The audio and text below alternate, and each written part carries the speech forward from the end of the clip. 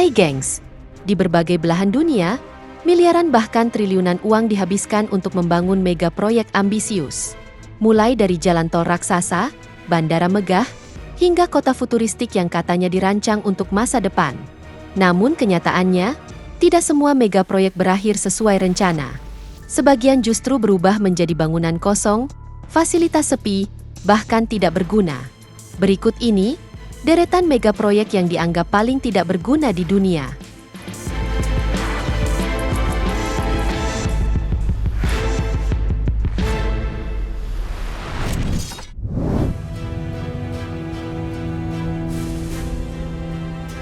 Mega proyek paling tidak berguna di dunia ini ada di Hawaii, Amerika Serikat.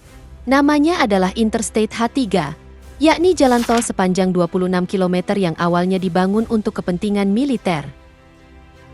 Proyek ini diusulkan sejak 1960 di era Perang Dingin untuk menghubungkan pangkalan Angkatan Laut Pearl Harbor dengan pangkalan marinir di pesisir timur. Namun masalahnya, pembangunannya penuh penolakan, di mana aktivis lingkungan dan penduduk asli Hawaii menentangnya karena jalurnya merusak lembah dan situs budaya sakral.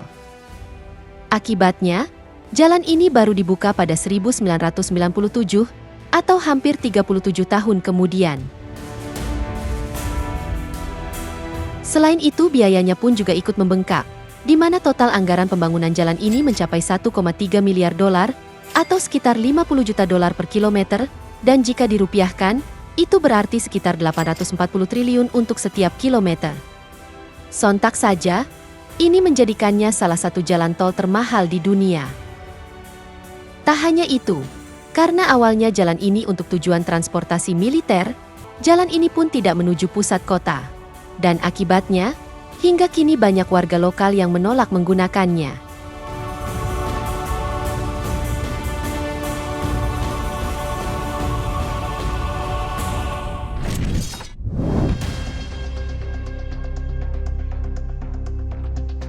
Mega proyek paling tidak berguna berikutnya datang dari Spanyol.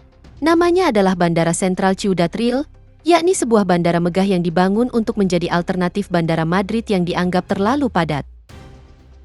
Bandara ini sendiri dibangun dengan biaya sekitar 1,3 miliar dolar, atau setara 21 triliun rupiah. Fasilitasnya pun tidak main-main, di mana bandara ini memiliki salah satu landasan pacu terpanjang di Eropa, dan dirancang untuk melayani antara 2 hingga 10 juta penumpang setiap tahunnya. Namun sejak awal, masalah utamanya adalah lokasi, di mana bandara ini justru terletak sekitar 200 km dari Madrid. Jarak yang terlalu jauh inilah yang membuat maskapai besar dan penumpang tetap memilih bandara di ibu kota. Akibat minimnya penerbangan dan jumlah penumpang yang sangat kecil, bandara ini hanya beroperasi selama 3 tahun. Dibuka pada 2009, lalu bangkrut pada 2012 dengan utang mencapai 350 juta dolar. Setelah terbengkalai, nilainya pun jatuh drastis. Bahkan dalam proses lelang, bandara ini sempat ditawar dengan harga yang sangat rendah, termasuk tawaran hanya sekitar 10.000 euro atau sekitar 200 juta rupiah. Dan kini, Bandara Central Ciudad Real pun dijuluki sebagai bandara hantu. Baru saat pandemi COVID-19, tempat ini kembali digunakan, namun bukan untuk penumpang, tapi sebagai lokasi parkir puluhan pesawat yang tidak terbang.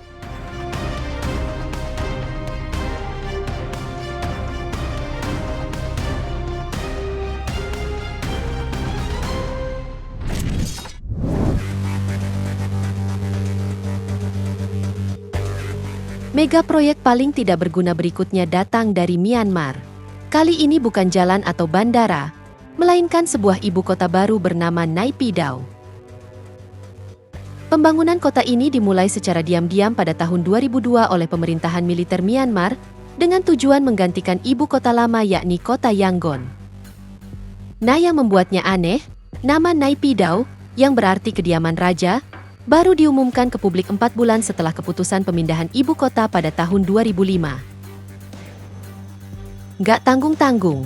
Untuk mewujudkan ambisi ini, pemerintah mengucurkan dana sekitar 4 miliar dolar atau sekitar 67 triliun rupiah.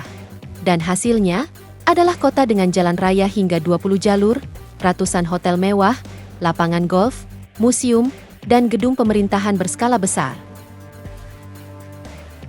Namun masalahnya, kota ini nyaris tidak berpenghuni, dan meski infrastrukturnya sangat luas, Naypyidaw dihuni kurang dari 1 juta jiwa.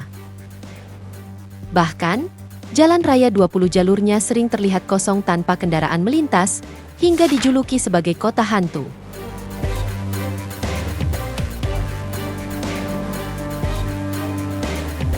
Selain itu, banyak warga enggan menetap karena minimnya fasilitas kesehatan, pendidikan berkualitas, serta peluang ekonomi yang sangat terbatas. Bahkan bandara internasionalnya, yang dirancang untuk melayani 3,5 juta penumpang per tahun, pada hari sibuk pun hanya dipakai oleh belasan orang.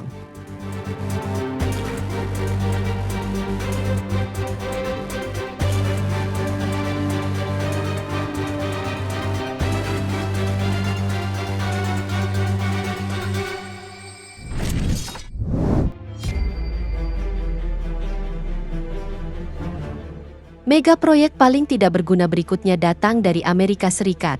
Kali ini berupa fasilitas penyimpanan limbah nuklir di Gunung Yucca, Nevada.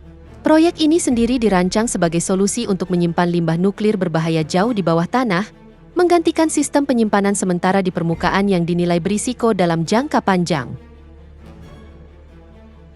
Gunung Yucca sendiri dipilih pada tahun 1987, karena lokasinya yang terpencil dan struktur batuannya berupa abu vulkanik purba, yang diyakini mampu menahan limbah radioaktif tanpa retak atau runtuh.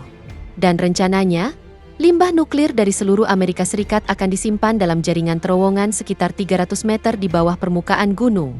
Namun, proyek ini langsung menuai penolakan keras dari warga Nevada. Selain itu, muncul kekhawatiran besar soal dampak dan pencemaran lingkungan di wilayah sekitar.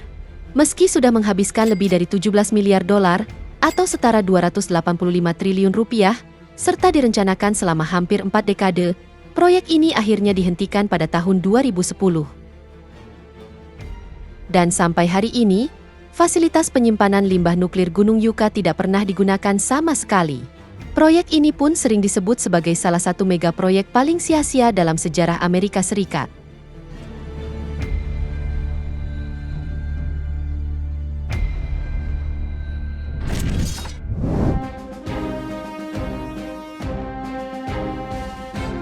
Mega proyek paling tidak berguna berikutnya datang dari Indonesia, tepatnya Bandara Internasional Kertajati di Majalengka, Jawa Barat. Bandara ini dibangun sebagai bandara terbesar kedua di Indonesia setelah Soekarno-Hatta, di mana tujuan awalnya untuk mengurangi kepadatan Bandara Hussein Sastranegara di Bandung, sekaligus melayani kebutuhan penerbangan warga Jawa Barat dan sebagian Jawa Tengah. Pembangunannya pun tidak main-main. Biaya konstruksi bandara ini mencapai sekitar 2,6 hingga 3,7 triliun rupiah. Namun, di balik kemegahannya, pengelola bandara juga dibebani hutang yang nilainya mendekati 2 triliun rupiah. Masalah utama Kertajati ada pada konektivitas, di mana lokasinya berada sekitar 100 km dari pusat kota Bandung. Selama bertahun-tahun, akses utama berupa tol Cisumdawu belum tersambung penuh, membuat waktu tempuh menuju bandara menjadi tidak efisien bagi penumpang. Akibatnya bandara ini pun sepi penumpang. Bahkan, meski dirancang untuk melayani hingga 12 juta penumpang per tahun, pada tahun 2024, jumlah penumpangnya hanya sekitar 413.000 orang, atau sekitar 3% dari kapasitas yang direncanakan. Selain itu, ukuran bandara yang sangat besar juga menjadi beban, di mana bandara ini diperkirakan mengalami kerugian operasional sekitar 60 miliar rupiah per tahun, akibat tingginya biaya perawatan dan minimnya aktivitas penerbangan. Namun saat ini, setelah tol Cisumdawu beroperasi penuh, pemerintah mulai memindahkan seluruh rute pesawat jet dari Bandara Hussein Sastranegara ke Kertajati. Bandara ini juga difokuskan untuk penerbangan haji dan umroh, layanan kargo, serta rencana pengembangan pusat perawatan pesawat.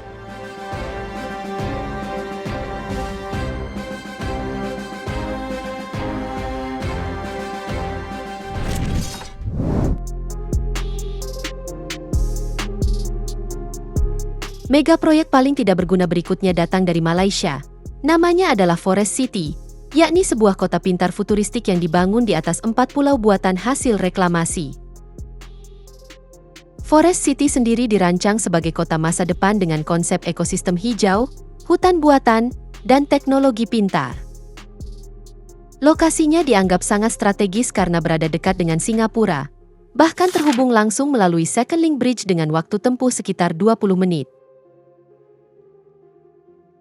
Ambisinya pun luar biasa besar, di mana proyek ini diperkirakan menelan biaya hingga 100 miliar dolar atau sekitar 1.600 triliun rupiah dan ditargetkan rampung sepenuhnya pada tahun 2035. Nggak tanggung-tanggung, Forest City bahkan dirancang untuk menampung sekitar 700.000 penduduk.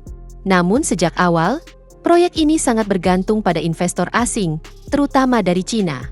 Bahkan pada tahun 2019, sekitar 80% unit properti dimiliki oleh warga Cina, sementara harga hunian dinilai terlalu mahal bagi warga lokal Malaysia. Hal ini pun memicu kontroversi dan penolakan dari warga Malaysia sendiri. Tak hanya itu, masalah semakin rumit ketika terjadi perubahan kebijakan politik, di mana pemerintahan baru Malaysia sempat membatasi kepemilikan properti oleh warga asing, yang membuat banyak investor menarik diri dari proyek ini. Akibatnya, kota yang dirancang untuk ratusan ribu orang ini nyaris kosong. Bahkan pada awal 2020, tercatat kurang dari 500 orang yang benar-benar menetap di kota ini.